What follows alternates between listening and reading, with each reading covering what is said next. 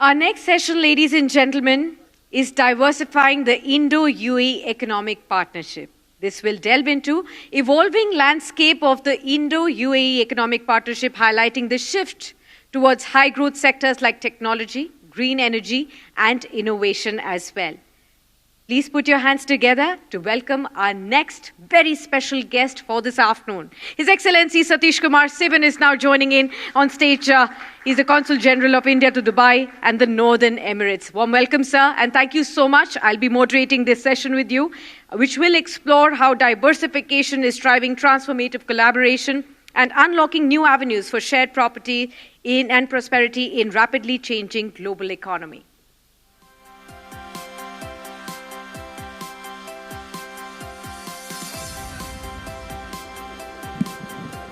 Thank you so much for being with us, and thank you so much, everybody, for gathering back after lunch. I hope we ensure that we make a very interesting session so that none of you go off to sleep. And the onus is on you, sir.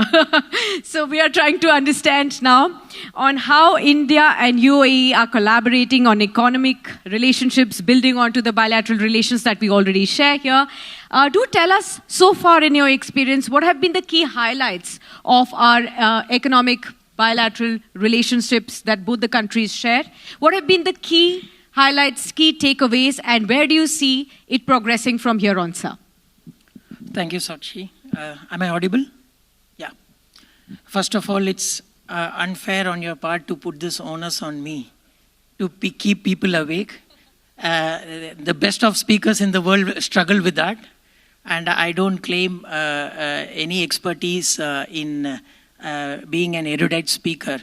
But having said that, this is what has been given to me, and actually it's on me because the reason why this session is in the afternoon is also because I couldn't make it in the morning. Last minute there was a small change in plan, and I think it's relevant to say that here. The relationship moves so fast that you plan something and then there's something else which is very important which comes up. And today morning we inaugurated or relaunched a connectivity which was gone for almost 20 years between Fujairah and India. For people who don't know, Fujairah is one of the 7 Emirates, a very vibrant place, as I could see when I went there yesterday.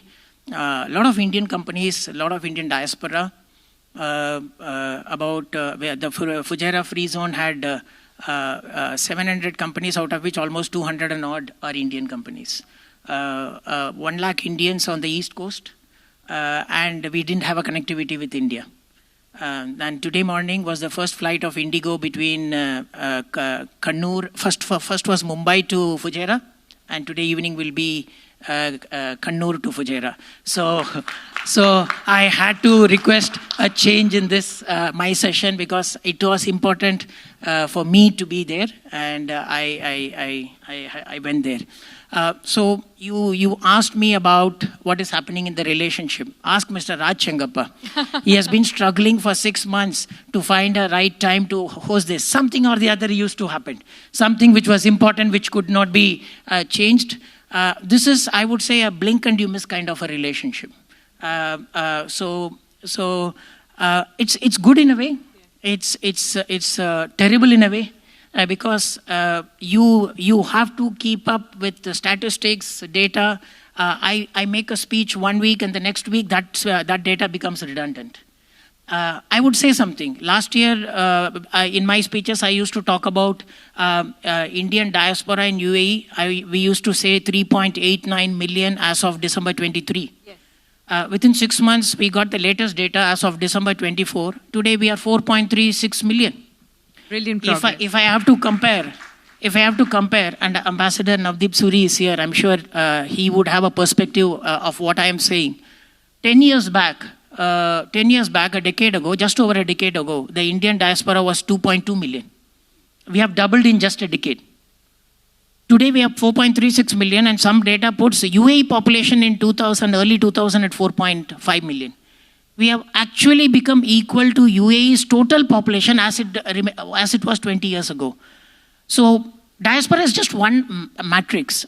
Before we go into the economic aspects, we should understand that you said, how is economic partnership going to build on the political relationship? I think it is the reverse.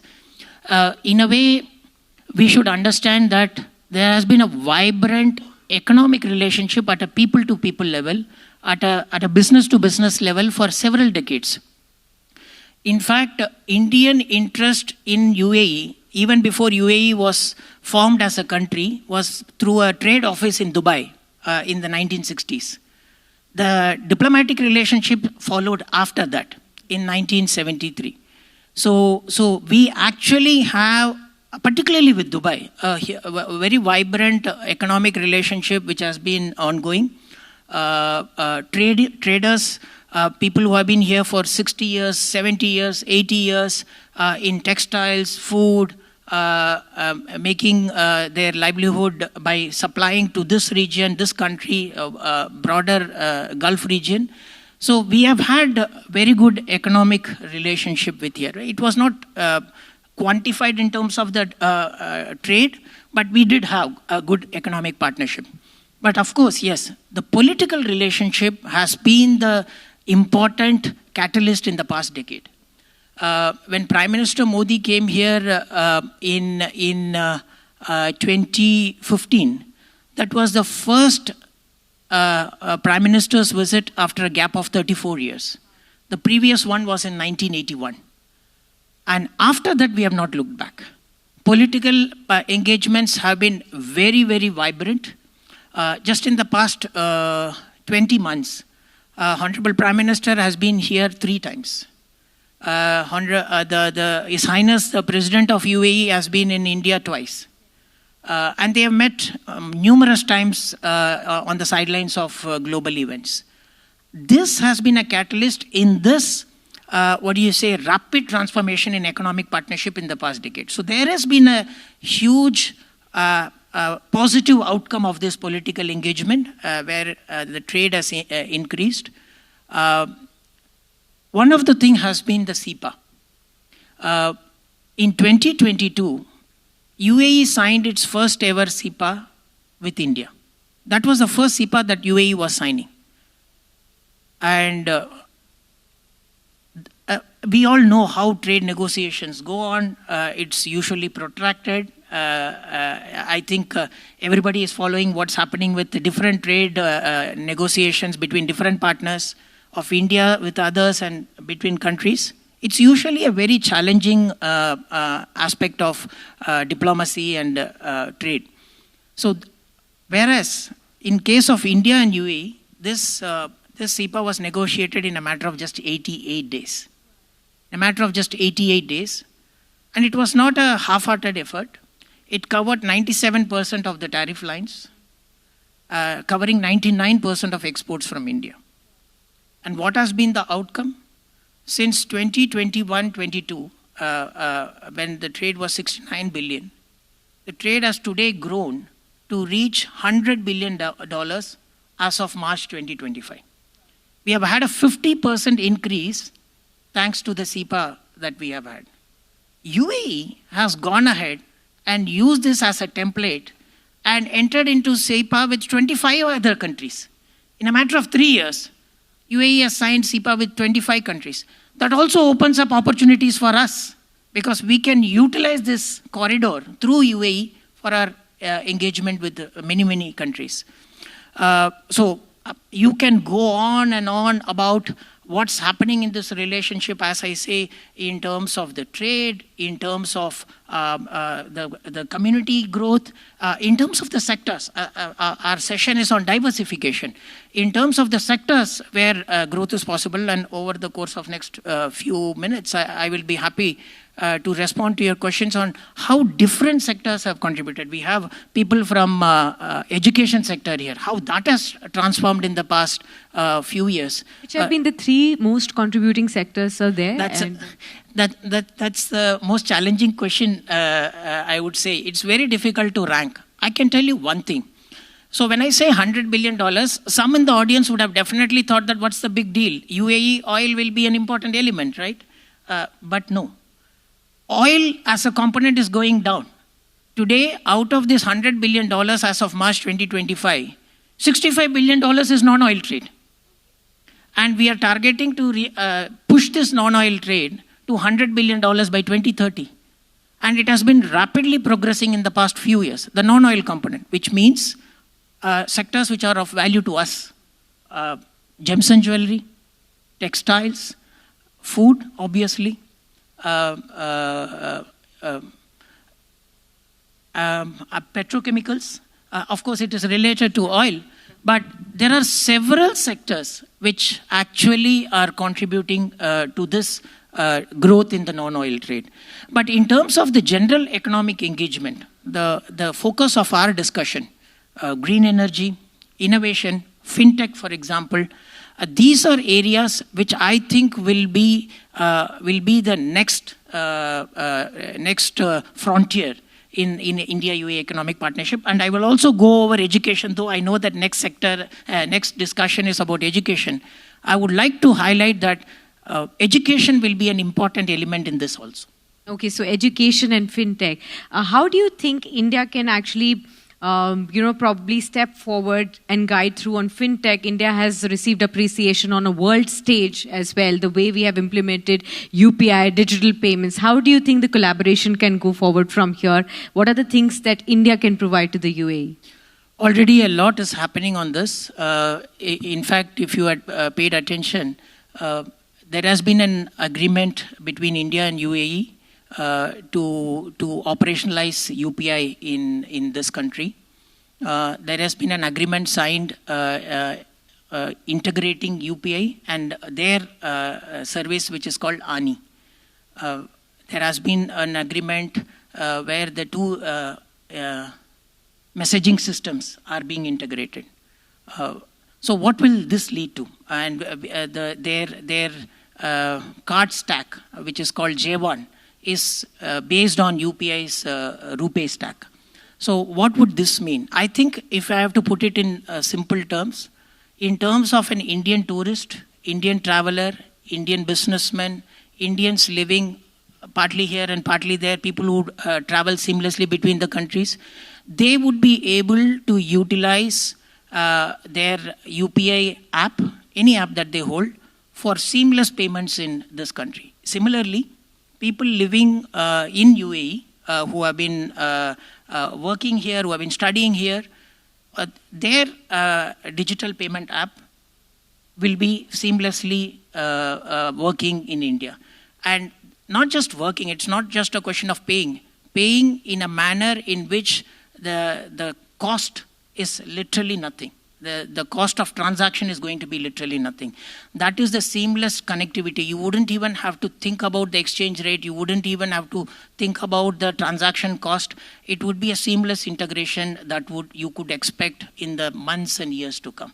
So if I have to put it simply, that is the kind of integration of economies that we are looking at.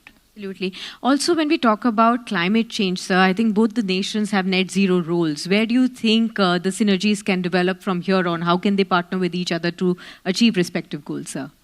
You would have seen that UAE took leadership on the issue of climate change, and they had hosted the COP28 in Dubai in 2023. And they, at the very start of COP28, had declared a $100 million climate response fund. And they are very, very aggressive in leading this narrative globally. They already have a net zero target by 2050. And they have clear timelines that they have indicated. By 2030, they would be like 40% of net zero, and 2040, they would be 63%, and then by 2050, reaching almost 100% of net zero emissions. Similarly, as you know, Government of India has already declared net zero by 2070. Just to take forward bilateral collaboration on this, during the visit of His Highness, the President of UAE to India for the Vibrant Gujarat Summit in January 2024, the two countries signed an agreement on renewable energy cooperation. Subsequently, last year in September, when the Industries Minister of Rajasthan had come here, this conversation was taken forward. And I think in November of last year, the government of Rajasthan and Ministry of Investment signed an agreement wherein 40 gigawatt of renewable energy infrastructure will be invested by UAE. So Masdar will be the implementing agency and TAQA will be the evacuating entity. So already we are not just talking about collaboration. It's not just stopping with MOUs.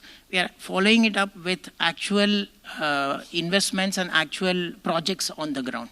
So this is one important component in our own goal of creating 500 gigawatt of green energy infrastructure by 2030.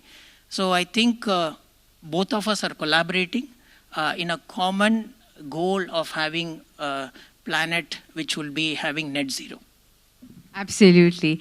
Now, sir, beyond green technology, I think the buzzword today has been on AI, deep technologies, the transformative technologies that we are seeing, and at the same time, on how to address the fresh concerns like data privacy, security, safety. How do you think that can be addressed, and do you think there are any opportunities for both the countries to work together on that aspect as well? On this aspect, particularly what I see on an empirical basis, is the fact that the startups or yes, innovators are very vibrant. Whereas in many other elements, the government has to put in place policies. In terms of technology, in terms of the futuristic technology, the next-gen technology, there is a lot of conversation happening at the ground level. We just had the AI week, Dubai AI week this month in May. Some of the biggest participation is from companies out of India. Our friend PK Gulati is here. I was singing Prashant, so PK Gulati is here. Ask him the kind of startup ecosystem that is interacting between India and UAE. During the GITEX event, which happens every October, we also have an aspect called North Star, Expand North Star, which is focused mostly on startups.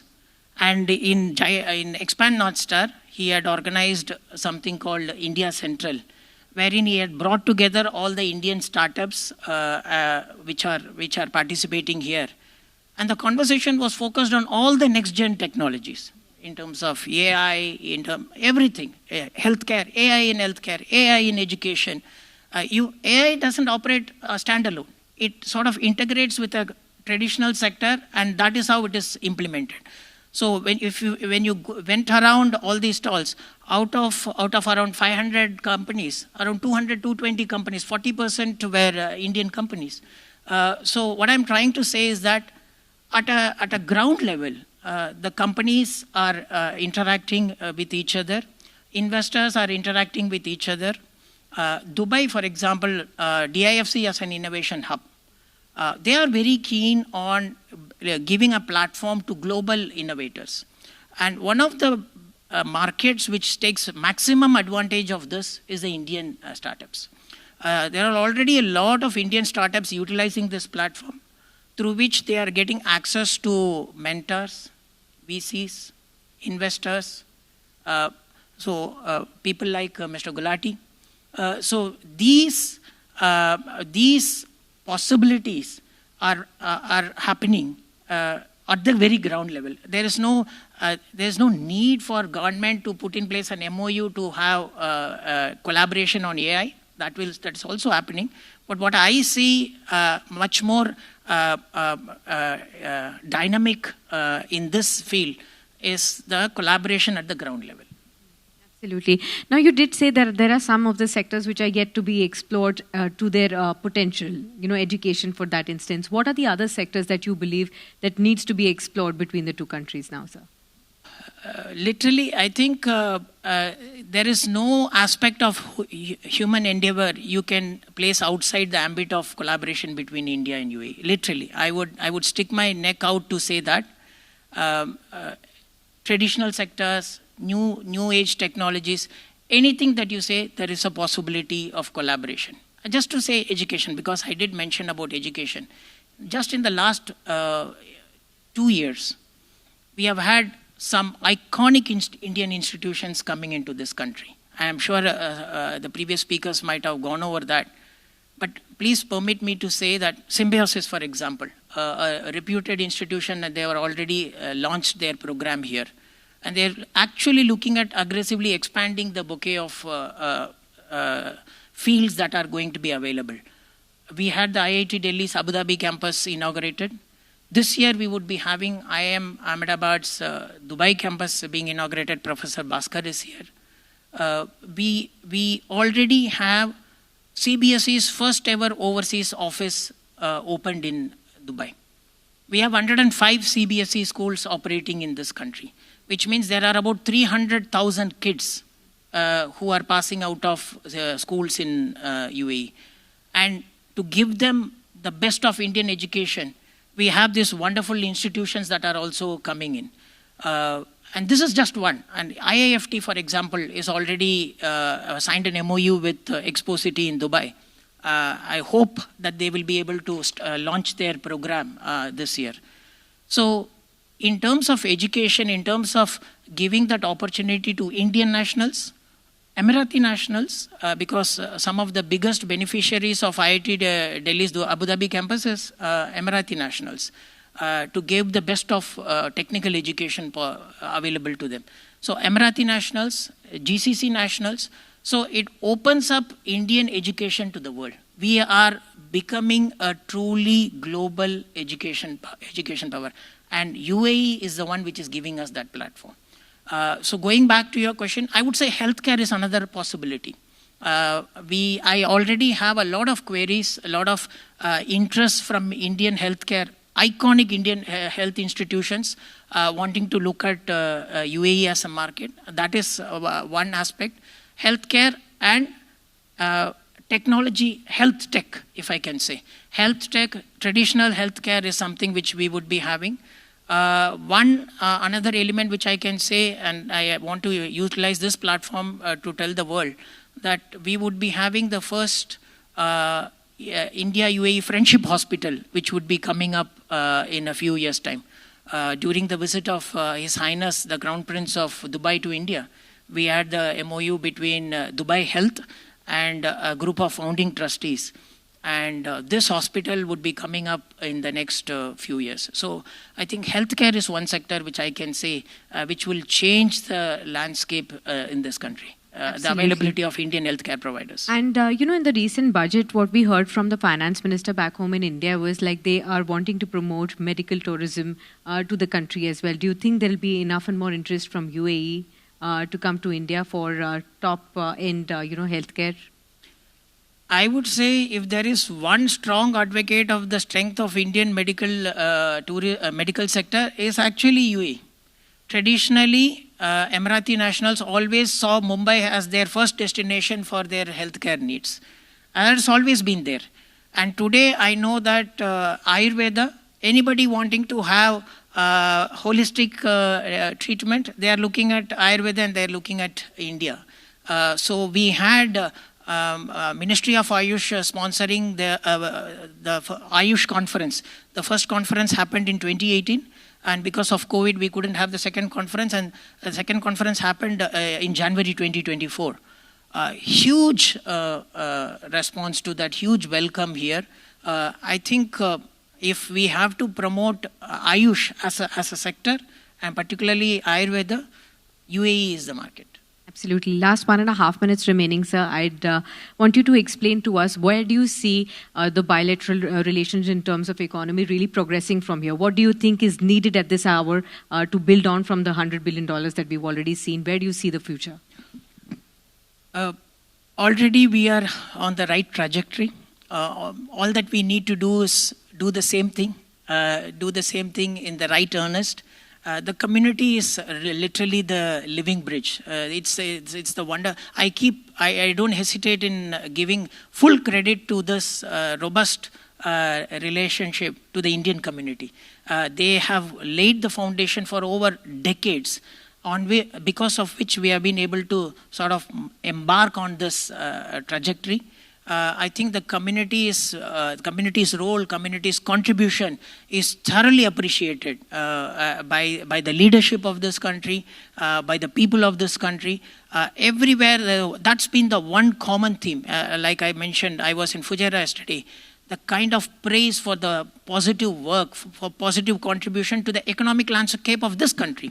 The one theme that people tell is that Indians have built this country. So we need to just keep doing the same thing.